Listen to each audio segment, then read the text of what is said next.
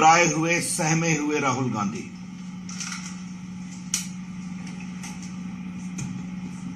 महंगाई और बेरोजगारी की चर्चा होती है तो चर्चा में आते नहीं, सदन में वॉकआउट कर जाते हैं। अभी निर्मला जी ने विस्तार से उत्तर दिया कि कोविड की समस्याओं के बावजूद भारत की आर्थिक व्यवस्था दुनिया के कई बड़े देशों की तुलना में अच्छी है, सबसे अधिक पूंजी निवेश हुआ है और दुनिया के बड़े बड़े संस्थाओं ने भी भारत के आर्थिक मैनेजमेंट की तारीफ की है।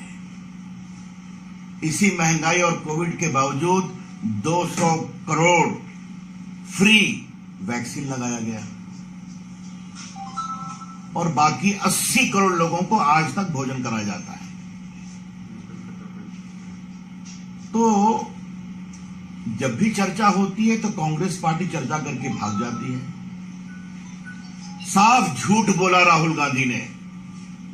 मैं आरोप जिम्मेदारी से लगा रहा हूं। अभी 2 दिन पहले जो सदन की चर्चा हुई उसमें कांग्रेस पार्टी के लोगों ने भाग लिया कि नहीं लिया? बड़े तीखे निम्न स्तर के आरोप लगाए कि नहीं लगाए? ये झूठ क्यों बोला राहुल गांधी ने कि उनको बोलने नहीं दिया था? ये देश को बताना जरूरी है। तो महंगाई और बेरोजगारी एक बहाना है, सही कारण है ईडी को धमकाना, डराना और परिवार को बचाना। यह है पूरा मामला। मैं पुनः इसको कहूंगा, महंगाई और बेरोजगारी की चर्चा एक बहाना है, मूल रूप से ईडी को डराना, धमकाना और परिवार को बचाना है। राहुल गांधी जी, आपने लोकतंत्र पर आज बहुत ही शर्मनाक बात कही है, गैर जिम्मेदाराना बात कही है।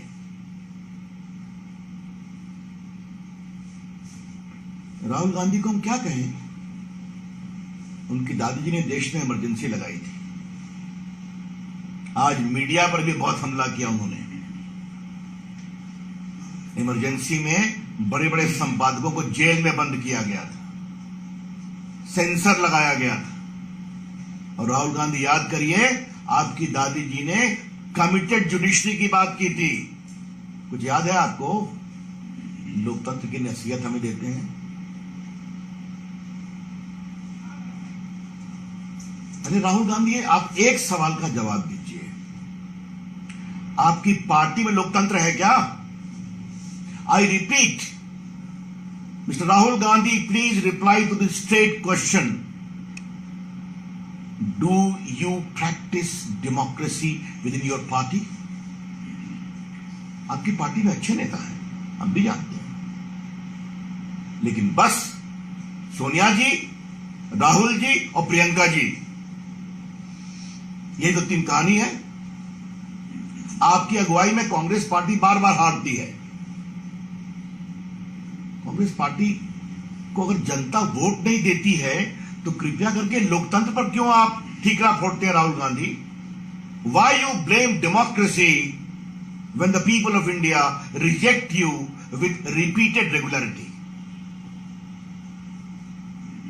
अब इसके लिए हम कहां से जिम्मेवार है भाई? 19 के चुनाव में आपने हमारे लोकप्रिय प्रधानमंत्री पर क्या क्या नहीं कहा, जिन शब्दों को हम कह नहीं सकते। चौकीदार को लेकर उन्होंने क्या क्या शब्द नहीं कहा।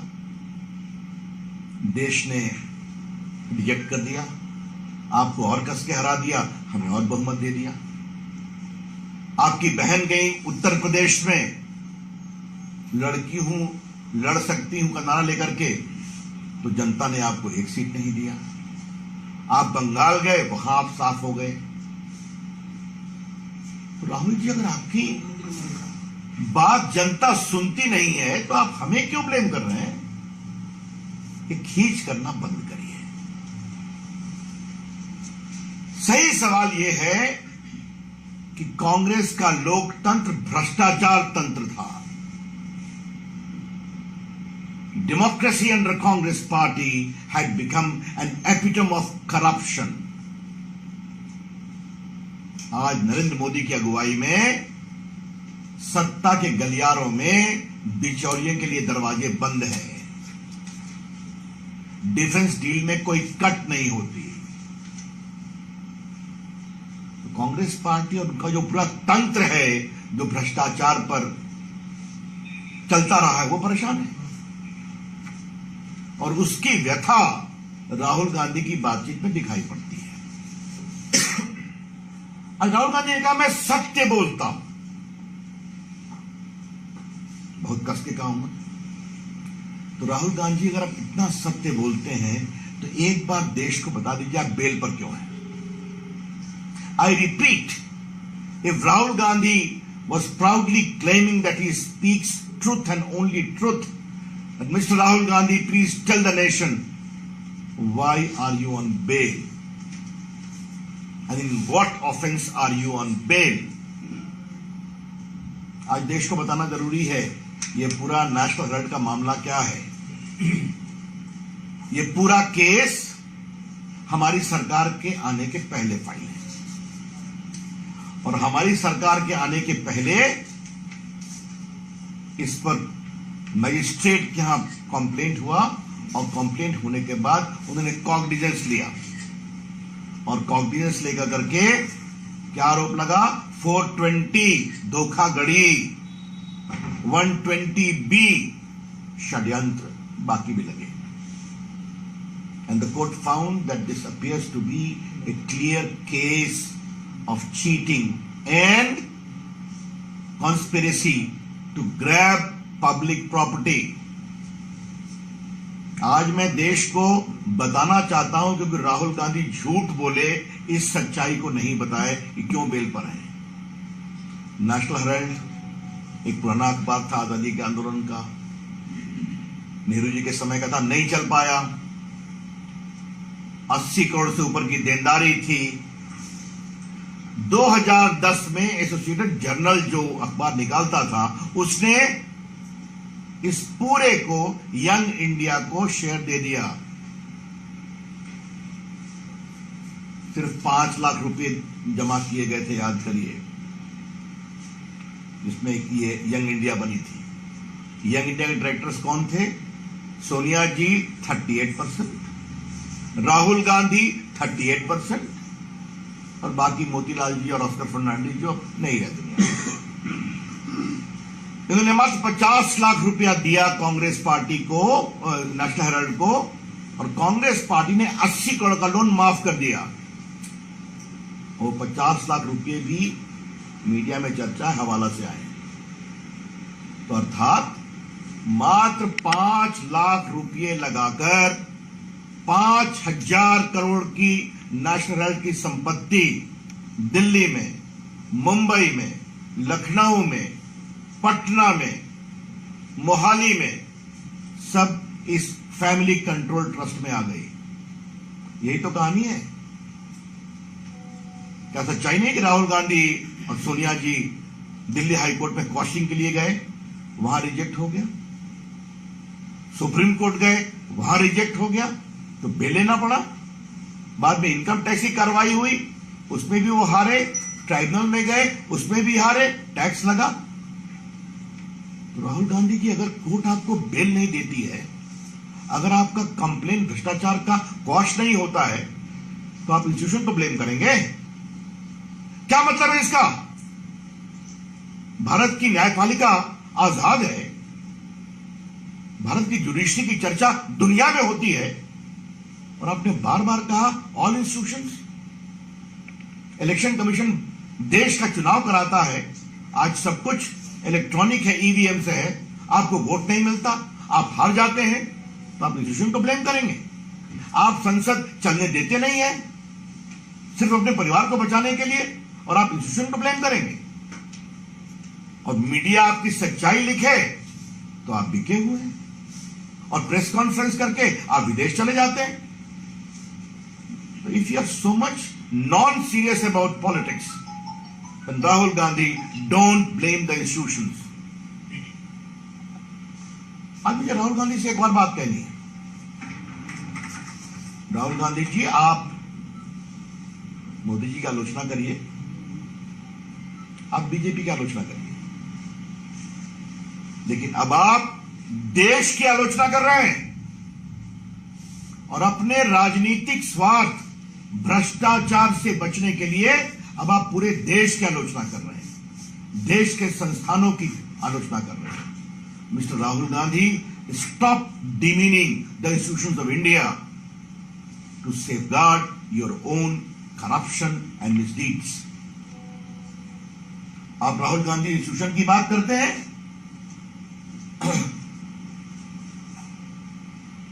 आप मुझे ये बताइए,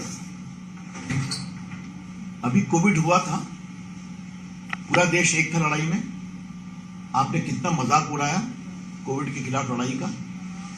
देश के साइंटिस्ट ने वैक्सीन बनाया, ये वैक्सीन भारतीयों को भी मिली और दुनिया के 80 से अधिक देशों में गई, आपने उसका भी मजाक बनाया। देश को जगाने के लिए यह कहा गया कि हम लोग सब लोग बताएं, वैक्सीन लें और अपनी फोटो अपलोड करें ताकि देश की जनता को प्रेरणा मिले। आपने और आपके नेताओं ने कभी किया क्या? यह है आपका संस्थाओं का सम्मान, राहुल गांधी। और आपकी प्रेस कॉन्फ्रेंस बहुत रोचक दिन हुई है राहुल गांधी। एक बात मैं कहना चाहूंगा, आज है 5 अगस्त, आज के दिन धारा 370 समाप्त करने का ऐतिहासिक निर्णय हुआ था। आज जम्मू कश्मीर में तिरंगा लहरा रहा है, लोग जय जयकार कर रहे हैं, और आप तिरंगे का अपमान। और उनके साथ जो बैठे हुए थे माननीय मुख्यमंत्री जी, वो हिटलर को कोट कर रहे थे। हिटलर को कितना पढ़ा है याद करिए। अगर तानाशाही इस देश ने देखी है तो कांग्रेस के राज में देखी है। इमरजेंसी के समय जब जजेस सुपरसीड हुए, जब नेताओं को मीसा में बंद किया गया, जब लोकनायक जयप्रकाश जैसे महान नेता, किडनी खराब थी, उनको भी जेल में बंद किया गया, संपादक गिरफ्तार हुए, कमिटेड जुडिशरी की बात की गई। तो राहुल गांधी कृपया करके ये सब ज्ञान न दें। एक बात हमें और कहनी है, आपने व्यापार तो बहुत सुना होगा, लेकिन हम देश की ओर से जरूर सवाल उठाना चाहेंगे कि मात्र 5 लाख की कंपनी बनाकर 5,000 करोड़ की संपत्ति कैसे आती है, वो भी दिल्ली में, मुंबई में। ये सब सरकारी जमीन पर बड़ी बड़ी बिल्डिंग बनी, आज सब उनके कंट्रोल में है। ईडी के अंदर वो क्या बोल रहे हैं, नहीं बोल रहे हैं, उसको मुझे कुछ नहीं कहना है, लेकिन आज मुझे बहुत गर्व से कहना है कि नरेंद्र मोदी जी की सरकार ने भ्रष्टाचार के खिलाफ बहुत प्रामाणिक काम किया है। गरीबों के लिए डायरेक्ट बेनिफिट ट्रांसफर, लाखों करोड़ रुपए उनके अकाउंट में पहुंच रहे हैं कि नहीं पहुंच रहे हैं, बिचौलिए साफ हैं। सरकारी ठेके में, डिफेंस की खरीदगी में, आपूर्ति में बिचौलियों के रास्ते बंद हैं, और जितने बिचौलिए आ रहे हैं सबके संबंध कहां है, ये बार बार सामने में आ रही है। तो राहुल गांधी क्या चाहते हैं? भ्रष्टाचार के खिलाफ ईमानदारी से कार्रवाई नहीं हो क्या? ये कार्रवाई कभी नहीं रुकेगी, ये देश अपेक्षा करता है। आज ये सच्चाई नहीं है कि हजारों करोड़ रुपए की संपत्ति ईडी ने जब्त की है? आप ही लोग तो लिखते हैं मीडिया में। क्या सच्चाई नहीं कलकत्ता में कितने करोड़ रुपए दिखाई पड़ रहे हैं फ्लैट पे, कितने गहने दिखाई पड़ रहे हैं, रांची में दिखाई पड़ रहे हैं, मुंबई में बड़े बड़े नेता जेलों में बंद है, बेल नहीं मिलती उनको। यह है बड़े सवाल।